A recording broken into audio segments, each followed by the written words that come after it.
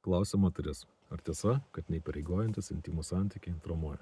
Ar pati moteris kad nors tai siūlys? Ne, nesiūlys. Tai yra tik tai vyro pasiūlymas. Dėl ko?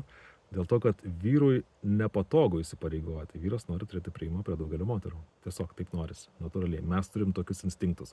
Mes nenorim susivaržyti. Bet jeigu moteris su to sutinka, nu ką gauna moteris iš neįpareigojančių intymių santykių? Seksą. Nu, iš esmės, jinai atiduoda tam tikrą prasme, leidžia panaudoti savo kūną vyrui, mainais į santykius be įsipareigojimų, kur čia matematika yra.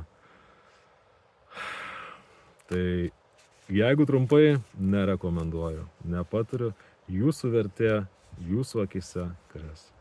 Jūs nesijausit labai pakilėta po tokių santykių, nesijausit, mainais jūs negaunat iš vyro nieko. Ar verta to užsimti be gavimo atgal kažką? Moteriai iš vyro nieko negauna. Kam? Nematau prasmės.